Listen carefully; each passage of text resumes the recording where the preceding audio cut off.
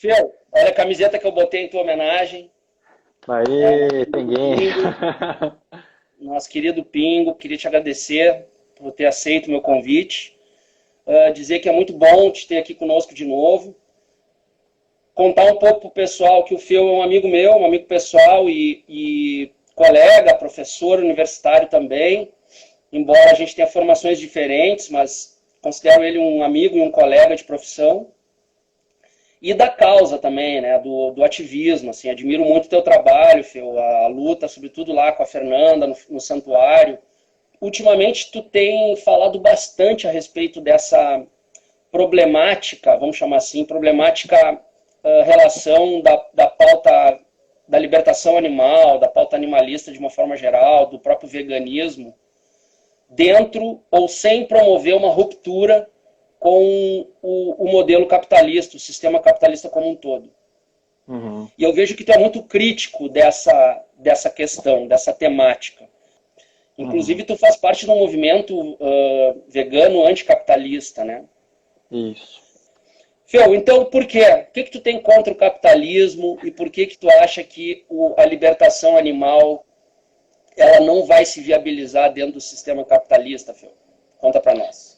Então tá, Rogério, antes de mais nada, agradeço o convite para estar fazendo essa conversa junto contigo. É sempre um prazer falar para o Núcleo de Direitos Animais aí do IPA, né? Um projeto maravilhoso que tu criou e que tem sido um palco de debates muito interessantes para jogar diferentes olhares sobre a causa animal e sobre a luta pela libertação animal, né? Então acho que a tua contribuição nesse aspecto assim ela é fundamental, né?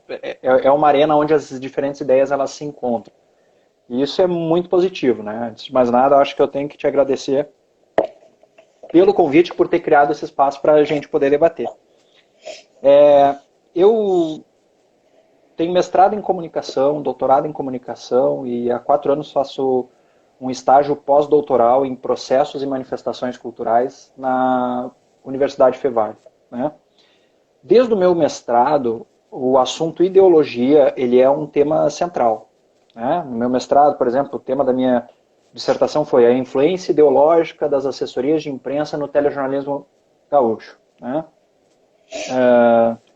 No meu doutorado, eu fui para uma questão mais comportamental, de entender as nuances das emoções nos processos de significação do mundo e das coisas, né? E como que as emoções atuam nesses sistemas ideológicos que compõem a nossa sociedade, que compõem a nossa cultura.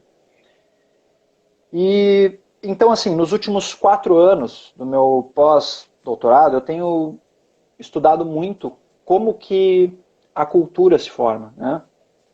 Como que os sistemas sociais se formam e qual é o papel das ideologias nesse processo, né? E aí, uma das disciplinas que eu ministro lá no programa se chama Semiótica da Cultura, onde um dos pesquisadores dessa corrente teórica se chama Yuri Lotman, né? E ele tem uma teoria muito interessante de que todo sistema cultural ele se compõe dentro do que ele chama de semiosfera, né? Semiosfera como esse espaço, esse sistema auto-organizativo de ideias, crenças, valores que permeiam as ideias individuais e coletivas, né? Alguns autores vão chamar isso de bacia semântica, né? Mas o Lotman ele chama de semiosfera. E por que ele chama de semiosfera? Porque ele faz uma analogia com a biosfera, né? Onde você tem um sistema central que exerce uma força gravitacional sobre tudo que está à sua volta, né? E no caso ele cita como exemplos algumas culturas onde existe uma ideologia rígida central e em torno dessa ideologia as coisas vão se organizando, né, de determinadas maneiras por influência dessa força gravitacional, dessa ideologia. E aí eu já vou partir para a gente descobrir qual é a ideologia do capitalismo. Eu acho que é importante a gente fazer, né, fazer essa situação assim, para depois entender a crítica que eu vou fazer a isso, tá? Existe um dos autores que eu estudo aí nos últimos anos que se chama Michael Taylor, né? E o Taylor ele vai dizer que a ideologia do capitalismo, para além de um liberalismo ou de um neoliberalismo, ele vai chamar de ideologia da desconexão. vai falar que a ideologia fundante do capitalismo, ele vai dizer, para o capitalismo funcionar, ele precisa promover desconexões. Então, essa é a regra absoluta. Né? E para fundamentar essa teoria, ele cita um experimento feito com creches na cidade litorânea de Haifa, em Israel, né? Em que as creches dessa cidade sofriam muito com a ausência dos pais das crianças nas reuniões de classe. Né? Então, ele diz que alguns economistas, tentando solucionar essa ausência dos pais, estabelecem o que um pensamento capitalista faria. Não, nós vamos estabelecer, então, multas, né, para os pais ausentes, e quanto mais o pai faltar, mais caro ele vai pagar, e isso tende a diminuir essa ausência. Né? Os pais vão sentir a dor no bolso, né? Quantas vezes nós já ouvimos isso, né? Não, tem que doer no bolso, né, para a pessoa sentir e tal. E aconteceu, depois de algum tempo, né, implementando essas multas, aconteceu exatamente o oposto. Os pais passaram a ficar mais ausentes ainda. E então ele começou a fazer entrevistas para tentar entender o porquê, né? Ele percebe primeiro que a aplicação da multa, ao invés de diminuir o número de ausências, ela aumenta o número de ausências. Né? Então a dor no bolso não foi suficiente, mas ele queria entender o mecanismo por trás. E aí ele falou que existe uma matriz de substituição, né, de valores morais por valores monetários, né, em tudo, em todas as trocas simbólicas que a gente faz dentro do sistema capitalista. Essa substituição da moral e da ética por valores monetários acaba por ocultar, por aumentar o processo de dissonância cognitiva entre causa e efeito das coisas. Né? Então, o que ele percebe? Que ao entrevistar os pais, o maior argumento que os pais davam era de que não, a multa facilitou porque aquela falta dos pais estava sendo quitada. Né? Não, eu faltei, mas eu paguei a multa, então está zerado. Né? Quando, na verdade, o débito dos pais com a creche e com os filhos não era um débito financeiro, era um débito moral. E esse débito não foi pago, mas na cabeça, na percepção dos pais, havia sido quitado. E os pais entendiam que estava tudo certo. Não, eu resolvi, eu paguei as multas, eu estou em dia. Né? E ele diz que essa lógica de substituição do valor ético-moral por valores monetários, econômicos, né, é uma diretriz do capitalismo. Taylor ele tira duas conclusões óbvias dessa percepção que ele teve desse experimento. Né? A primeira é de que a motivação moral ela pode ser cooptada, né, por uma motivação econômica. Primeira ideia que ele tem. A segunda é de que mercantilizar as relações sociais, né, pode provocar uma ausência de moralidade e de empatia. Então ele tira essas duas conclusões desse processo. E aí falando de capitalismo. Tá? O capitalismo ele é um sistema que se dá em diversas dicotomias, né, de perdas e ganhos, acúmulo e esvaziamento, né, extração, produção, enfim, são várias dicotomias, né, que compõem esse cenário ideológico do capitalismo. Qual é a ideia, por exemplo, de um dos grandes autores, defensores do liberalismo, né, que é o Adam Smith? Né? Conceitualmente, ele diz que o capitalismo, né, ou vamos chamar aqui, nas palavras dele, de liberalismo econômico, ele teorizou que um mercado livre produziria bens e serviços na quantidade e no preço, né, que a sociedade esperaria deles. Né?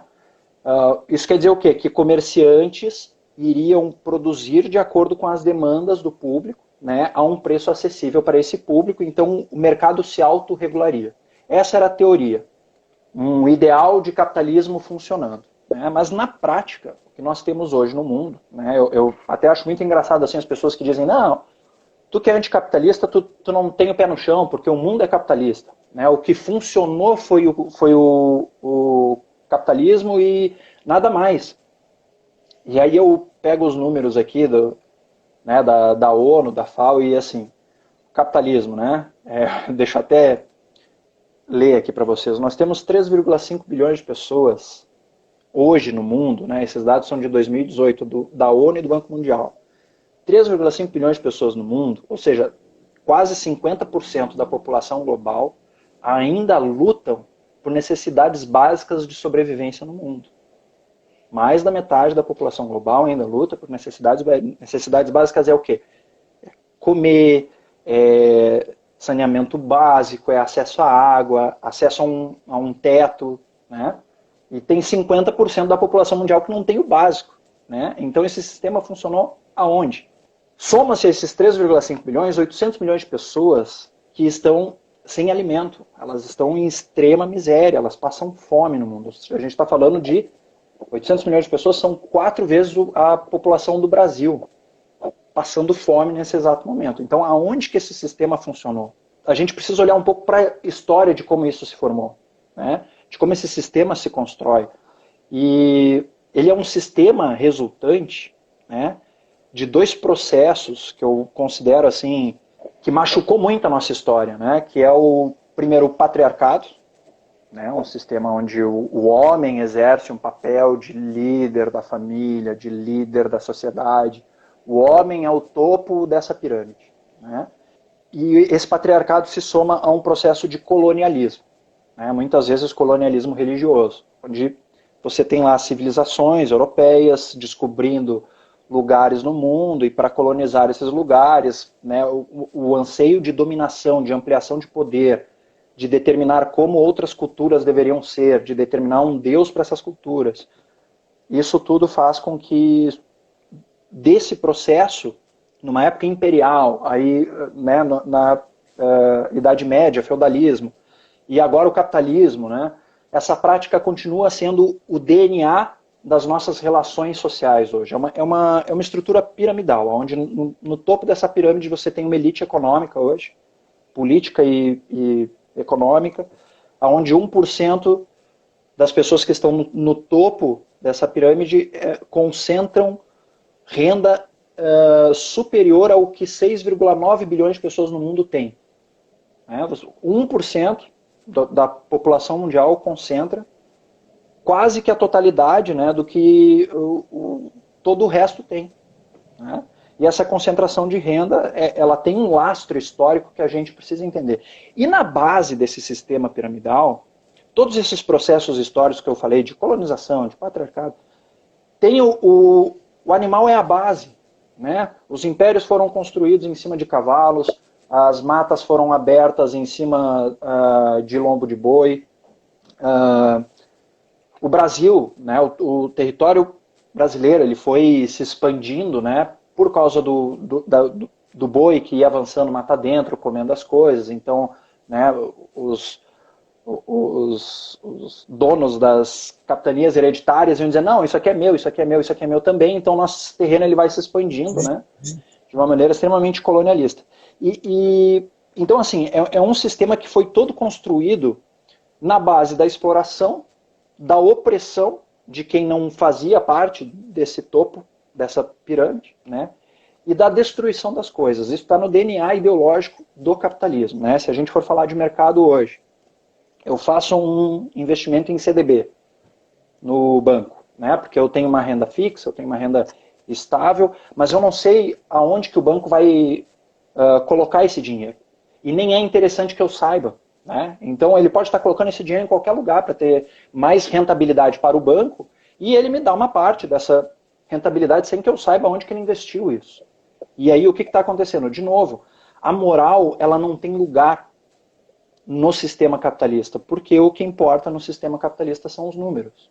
E aí, trazendo isso para a nossa conversa aqui, onde a gente está numa luta ferrenha, hercúlea, né, de libertação animal, a gente está querendo plantar uma semente que a gente sabe que a gente não vai colher. Eu não sei se a libertação animal pode acontecer daqui a 100 anos, 200 anos, 300 anos, ou nunca acontecer, mas eu sei que quando eu aceito entrar no jogo dessa ideologia dominante, que monetiza, né, que verticaliza, que oprime, que explora, eu estou emprestando a moralidade da minha causa para que esse sistema continue operando.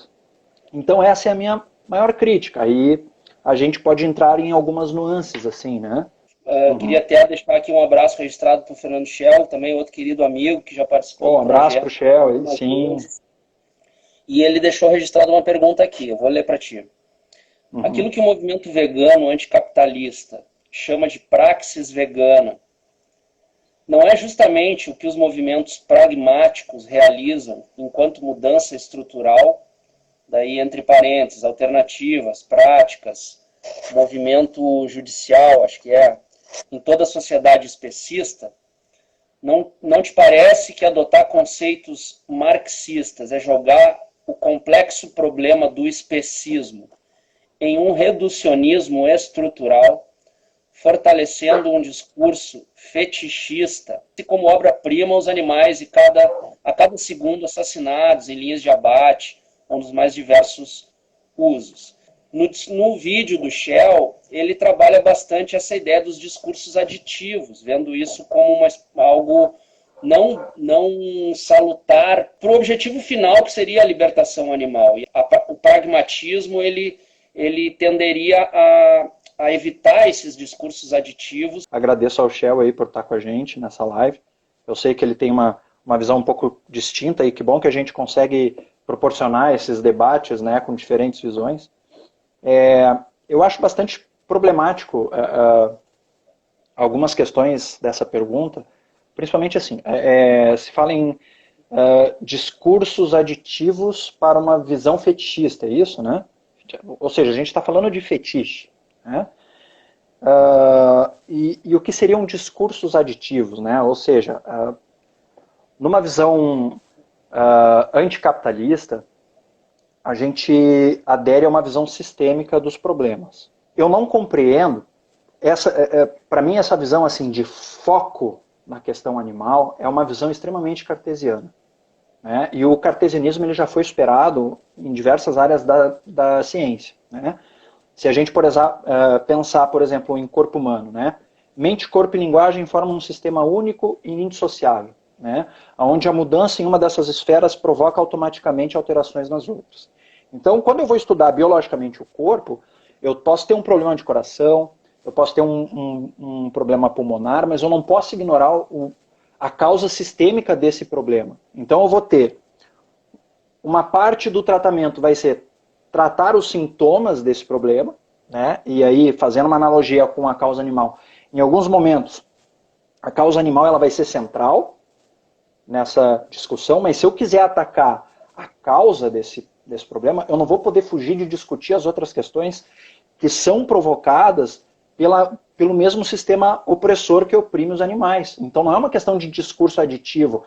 Para eu falar de veganismo anticapitalista, eu não preciso toda hora falar dos outros discursos, mas eu preciso entender que as outras lutas, elas têm um problema em comum. Elas têm uma força gravitacional em comum comigo, né? E se eu preciso mudar essa força gravitacional, eu preciso escutar esses diferentes pontos de vista que também sofrem com essa opressão, que também sofrem com esse sistema verticalizado, né? Então, a gente precisa entender essas outras pautas. Eu não posso me privar. Se eu quero realmente solucionar o problema dos animais, eu preciso estender a minha visão para além do problema dos animais, porque é um problema que está conectado. Né? E aí eu já peço desculpa que eu estou com 6 cachorros em casa, né? Mas então, assim, eu não posso me privar. Se eu quero realmente resolver esse problema, é óbvio que eu vou ter ações pontuais, mas eu não posso não discutir o problema sistêmico, né? E o que eu sinto, assim, às vezes, é que a gente na causa, a gente quer... Não, o certo é discutir só as questões pontuais dos animais, né? Não, o certo é sempre ter uma visão sistêmica. Cara, eu acho que... Eu vejo como extremamente importante, por exemplo, as ações que tu move, né? E tu tá mexendo em coisas, assim, de uma luta jurídica, né? Que... são pequenos avanços, e isso é extremamente importante. Mas eu não posso deixar de me preocupar com a questão sistêmica desse negócio. Tipo, eu não posso me cegar para os problemas dessa estrutura verticalizada que hoje determinam a nossa cultura. O que parece é que não há uma divisão de ideias propriamente dita, porque todo mundo concorda que o capitalismo não liberta os animais, que o capitalismo tem uma série de problemas e que as pautas estão conectadas. Talvez o que haja de dissonância seja como implementar esse discurso. Se isso é uma espécie de pós-graduação para aqueles que já são adeptos, entende? Tipo assim, eu já tenho empatia pelos animais, eu já tô a fim de parar de comer carne, e agora eu já estou assistindo lives animalistas, eu já estou seguindo uma turma que tem um pensamento diferente. Uhum. Bom, para essa galera faz todo sentido um discurso um pouco mais forte, que conecte todas as pautas, que traga essas interseccionalidades e vai fazer muito sentido. Para outras, e eu acho que essa que é uma bandeira de alguns que são contra esse discurso, é de dizer, cara, isso não agrega aderência ao movimento num primeiro momento, porque as pessoas, primeiro, elas estão a fim de encontrar uma alternativa dentro do próprio sistema. Elas não querem elas não querem se tornar, enxergar toda essa complexidade, elas vão fugir desse problema. Então eu não sei, às vezes me parece que é isso, sabe? Que Pois é. todo mundo concorda, mas é uma questão de direcionamento de público. Sim. Eu posso estar errado. Me corrige e dá a tua visão sobre isso. Cara, na minha visão, assim, o que eu vejo, o que eu enxergo de problemático no veganismo pragmático, tá? Ou no abolicionismo pragmático, tá? É que, primeiro, ele aceita negociar com o sistema vigente, né? E aí eu pego aqui, inclusive separei um trechinho aqui, de um clássico para nós aqui, né? Não sei se vocês conseguem enxergar aí. Libertação Animal, do Peter Singer. Né? Lá na página 300, e assim, ele é tido como um bem-estarista, né? Ele vai dizer o seguinte, tá? E aonde está o problema de você negociar com o status quo? Né? Ele vai dizer o seguinte, aí eu vou pedir permissão para fazer uma leitura muito rápida. Há vários motivos para o fracasso das organizações de bem-estar animal no tocante à implementação de ações contra os piores tipos de crueldade. Isso aqui ele está falando há mais de 40 anos, tá? Um deles é histórico. Quando fundadas, a RSPCA e a ASPCA, que eram grupos radicais, muito à frente da opinião pública de sua época, né, opunham-se a todas as formas de crueldade, inclusive aquela praticada em fazendas, que então, como agora, já impunham maus tratos. Porém, à medida que os recursos dessas organizações aumentaram, o número de membros e a respeitabilidade perderam seu caráter radical e se tornaram parte do establishment. Passaram a ter estreita ligação com membros do governo, empresários e cientistas. Tentaram utilizar esses contatos para melhorar as condições dos animais e houve algumas pequenas melhorias. Mas, ao mesmo tempo, e aqui ele está falando de pequenas melhorias, elas realmente aconteceram. Mas, ao mesmo tempo, o relacionamento com aqueles que tinham interesses básicos no uso de animais como alimento ou para fins de pesquisa arrefeceu a crítica radical que inspirou os fundadores. Sucessivamente, as sociedades foram transigindo com seus princípios fundamentais em troca de reformas triviais. Melhor algum processo do que nada, diziam eles. Mas muitas vezes as reformas se provavam ineficazes quanto à melhoria das condições dos animais e funcionavam como garantia para o público de que nada mais precisaria ser feito. Então aqui ele está falando de que quando há essa negociação com as grandes empresas ou com as grandes indústrias, há um arrefecimento da indignação necessária para você provocar mudanças. À medida que a riqueza dessas associações aumentava, outra consideração se tornava importante. Elas foram fundadas como organizações sem fins lucrativos. Esse status rendia-lhes substanciais benefícios fiscais. Mas tanto na Grã-Bretanha como nos Estados Unidos, as sociedades desse tipo não devem envolver-se em atividades políticas. Ou seja, olha, a gente financia vocês são uma entidade sem fins lucrativos, mas vocês não podem falar de política, vocês não podem se envolver em política. Então isso já tirava uma força tremenda dessas organizações. Infelizmente, muitas vezes, a ação política é a única saída para melhorar as condições dos animais, sobretudo se uma organização é demasiado cautelosa para organizar um boicote a produtos de origem animal, por exemplo. E a maior parte dos grandes grupos manteve-se afastada de tudo que pusesse em risco o seu status. E aí ele finaliza. Isso os levou a priorizar atividades seguras, como recolher cães abandonados e denunciar atos isolados de crueldade, em vez de realizar amplas campanhas contra a crueldade sistemática. Então, o que ele está dizendo aqui? Que quando essas organizações, lá nos anos 40, já lutavam, né, não exatamente pela libertação animal, mas já ouvi uma grande indignação pelos maus tratos. Elas arrefecem as suas lutas porque elas firmam pactos com políticos, com empresas, com organizações que têm no seu cerne, né, a ideologia liberal, a ideologia capitalista. Ou seja, eu vou melhorar o meu processo de exploração aqui, mas eu te dou isso aqui. Te dou essa conquista. E aí, ele me deu essa conquista, legal, conquistei. E aí surge o que outros autores vão chamar de constrangimento ideológico. Por mais que eu seja contra uma organização e seja crítico a ela, se eu recebo a ajuda dela, com que cara eu vou ter para criticar ela? Né? Nós temos casos de ONGs aí que recebem dinheiro de empresas que criam galinhas cage-free para fazerem ovos orgânicos, enfim.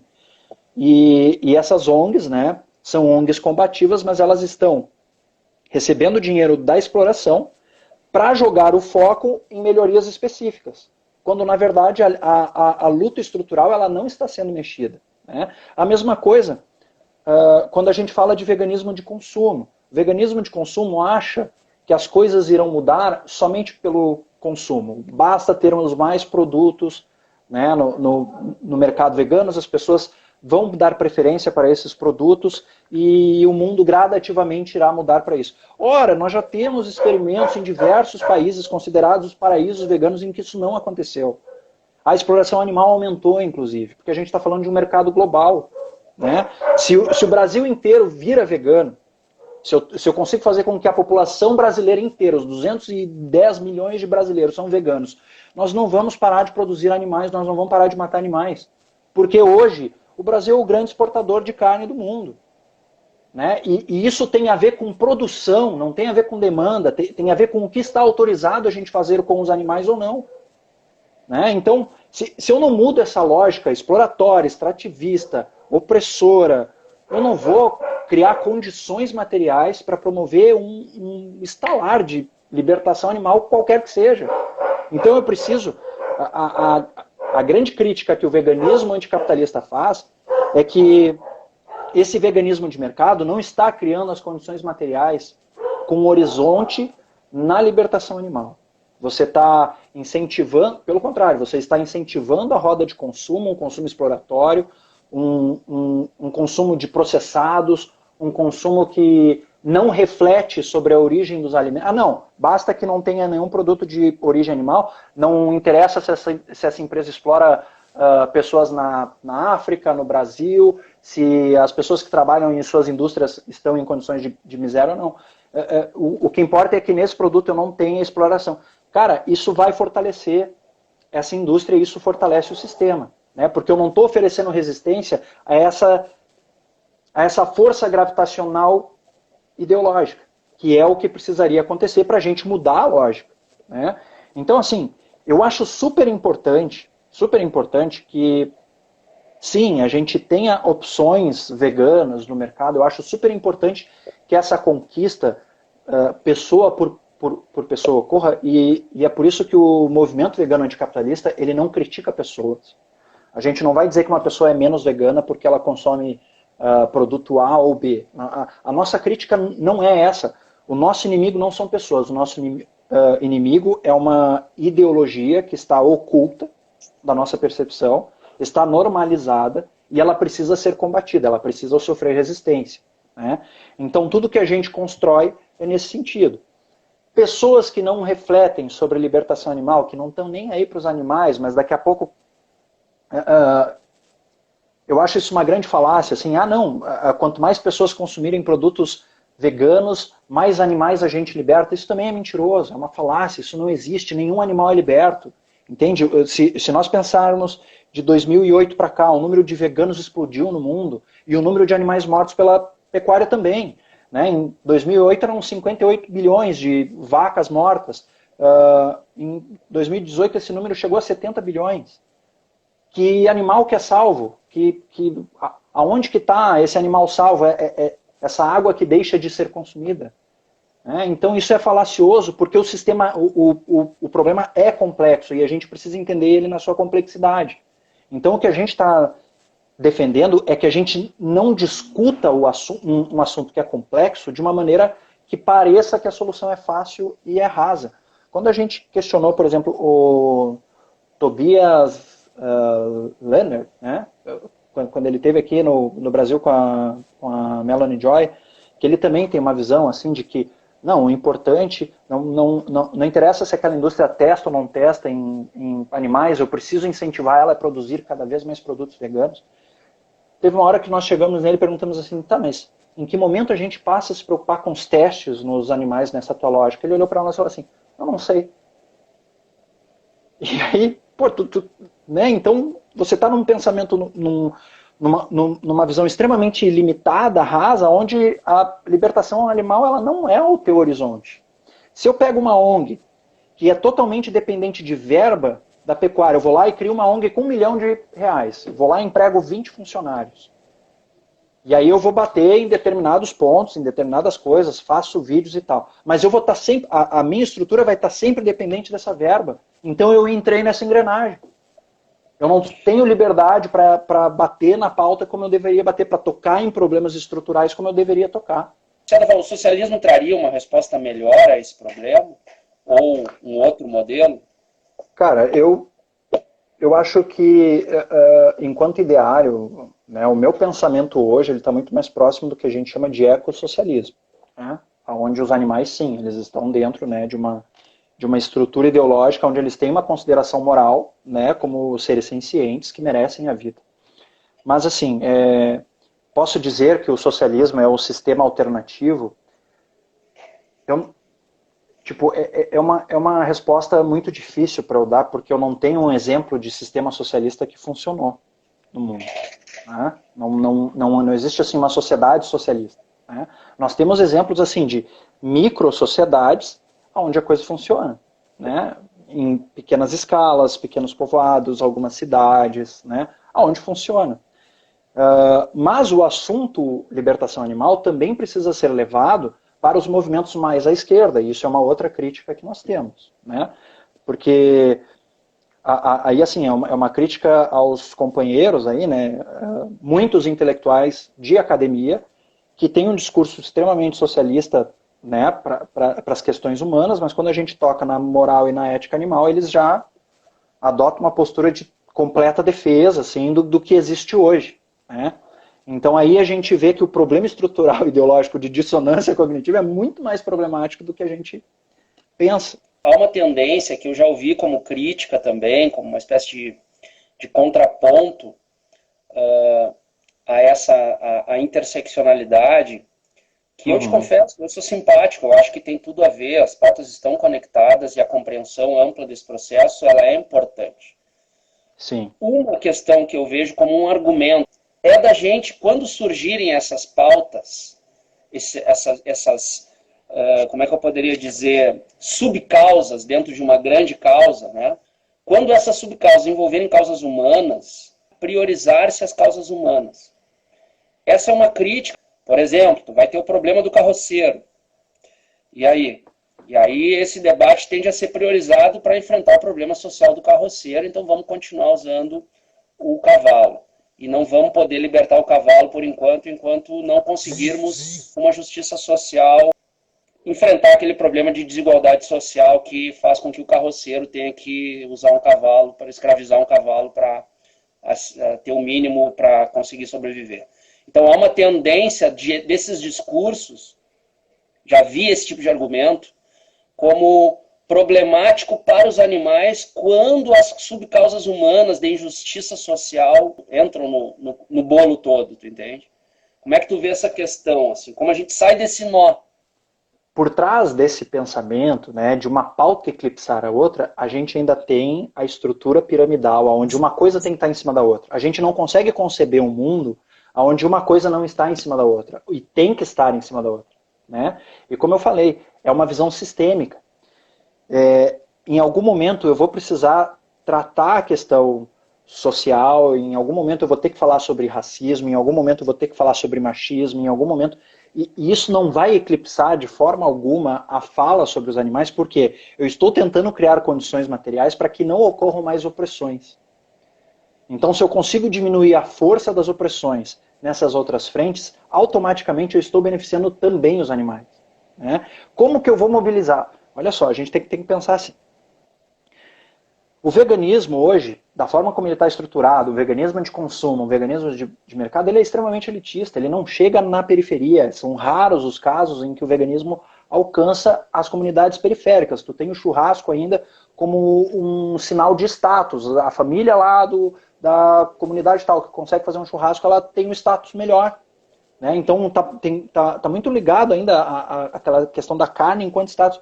Como que eu alcanço essas pessoas? Como é que eu vou dizer para pessoas que às vezes não conseguem colocar uma comida no prato, não conseguem fazer uma refeição, como que eu vou levar a problemática da libertação animal para elas, se elas não têm o básico, né? E aí eu estou falando de pirâmide de Maslow, onde nós precisamos primeiro dar conta das nossas necessidades básicas para conseguir entrar num estado reflexivo. Se eu estou com fome, eu não consigo entrar em nenhum estado. Tipo, eu não consigo refletir se é certo ou errado eu bater em alguém, se é certo ou errado eu matar alguém. Se eu estou com fome, eu vou atrás de comida.